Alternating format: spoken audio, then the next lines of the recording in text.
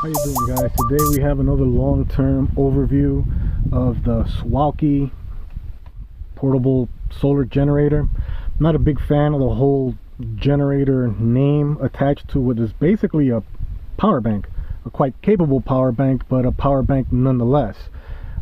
How is it a generator when it's actually not generating power? What you attach it to generates the power, right? But regardless, this just stores it. That's what they call it, so that's what we're going with for now.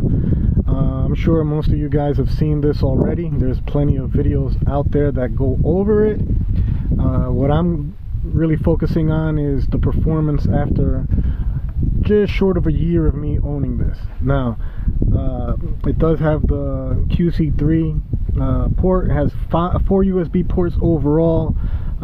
It does have that quick charge 3.0. The others are at 2.1. The specs I'm not going to go over. You can pause that and take a look at that under there.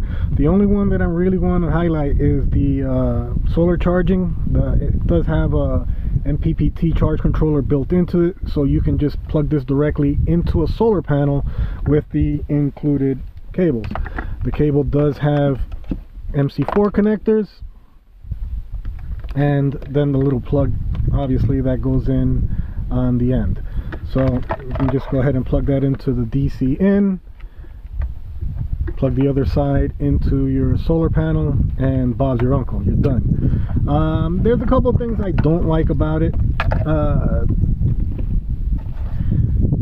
Flashlight on any power bank to me is just useless. You know, the majority of us already have flashlights, and just adding something else on that's gonna reduce your battery capacity just seems like a gimmick, and for no other reason than just being a gimmick.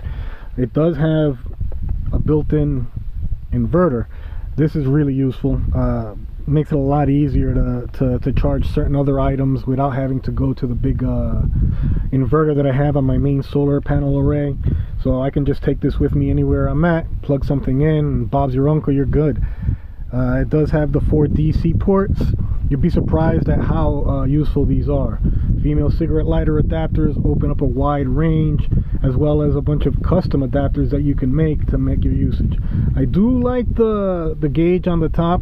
Shows you the state of charge on the battery. I'd prefer a digital readout with a firm number, but I like this. It's not bad at all. We'll say that I've never charged this from the DC adapter. It does come with a brick adapter. I've never used that. Well, no, strike that. I did use it the first time that I ever got it. This is the second model that I've had. The original one that I purchased, I had a return for warranty repair, and that was a bit of a pain to get done, because they want you to send them pictures. They want you to take a video to prove that it isn't working before you ultimately send it back to their warehouse in Rancho Cucamonga, California, even though they'll tell you that that's not where it's going to go, because they don't want you to just send it off. They want you to wait until they decide that they're definitely going to replace it for you. Ultimately, after much going back and forth and a lot longer than it should have taken, I did get a replacement, and this has been working fine for me for going on a year now. Now, as you could see, it's not in pristine condition. You know, it's a bit on the dusty side, on the dirty side. I do live off grid in the Arizona desert, so nothing that I show you is going to look all nice and pretty. It has taken beatings. It has been dropped. It's been used hard, and it's done everything that I've wanted it to do, so I'm pretty happy with that. You know, the whole flashlight thing, like I said before, I'm not a fan of, and part of the reason for that in this particular model is where this switch is placed. You throw this in a bag or in something like that, and it's very easy for something to bump against it and for the light to come on. That's going to drain your battery, which is going to lead to not a good day. I don't like the fact that every time that you hit one of these buttons, whether it's for the battery, for the flashlight, or to turn on the AC adapter, it automatically lights up the charge control, because that's another set of LED lights that's taking power away from power that you could actually use. Now, as far as power output on this, I've been able to charge a variety of devices, including ham radios, sorry about that, ham radios, Chromebooks, Kindle. You can see there's a wide host of devices that I typically charge with this battery pack specifically. Like I mentioned before, my ham radio, GPS, extra batteries, anything that you could charge via USB or even through AC. Like I said, it does have an inverter on there, will work. So it's just a simple matter of plugging the devices in,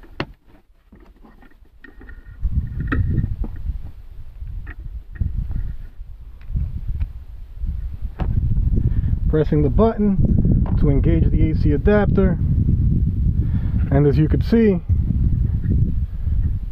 it automatically starts charging your device.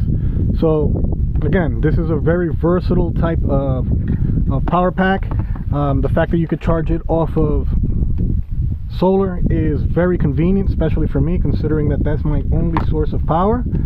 I typically charge this using a 50-watt solar panel, and I'll show you that in a second.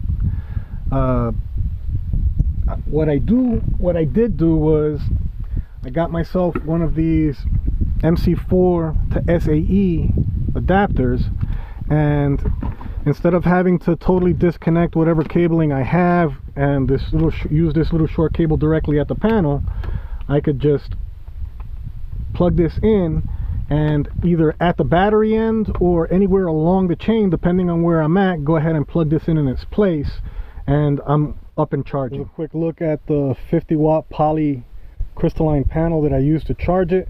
If I'm not mistaken, Suaoki recommends you use 60-watt panel or less. According to the input, you don't want anything more than 2 amps, so your charge controller is going to regulate how much you get in, which is the MPPT charge controller that's built into the... And like I said, charging it from the solar panel is a simple matter of disconnecting the SAE connectors instead of having to disconnect the MC4 adapters. Some of those could be a little bit tight and a bit of a pain. Connect the solar panel in line here, connect the other end to the actual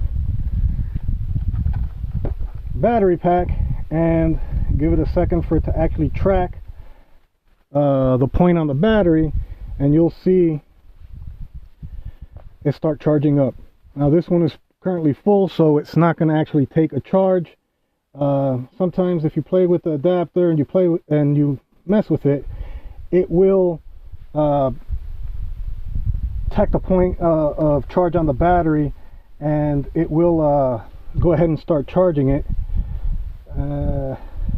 Let's see. There you go. So there you go, the Suaoki battery pack. Overall, like I said, this has been a go-to for me, except for the initial issue that I had with the first one going wonky on me. Actually, it wouldn't take a charge at all. What it initially told me that there was a problem is the state of charge indicator lights came on and would not go off. This eventually drained the battery pack itself. It would not charge off of AC. It would not charge off of the solar panel. And in doing some testing, I was able to see that it was the actual unit itself. And again, it was a bit of a pain with the company getting it replaced, but eventually they did. I have tested the capacity on the device itself, and it does put out the power that it states that it's supposed to. If we go ahead and plug in our meter here, and go ahead and plug in our USB cable, this is going to be go ahead and charging the phone itself. If I don't have a load plugged into it, it's just going to show you the voltage. So once we go ahead and press the button there, you could see that it's going to go ahead and start charging my device. Not sure how well you can see that screen on there, but it's currently charging it at just over 6 volts and almost 3/4 of an amp. It is plugged into the Quick Charge 3. The phone itself is what it's charging, and it's almost full, so it's only putting out the power that it actually needs. I have tested this before, and you do get the you will get the full Quick Charge 3 values on there. Hope this has been helpful. Hope you liked the video. If you have, please comment, like, and subscribe down below. Have yourselves a good day, and I'll see you with the next video.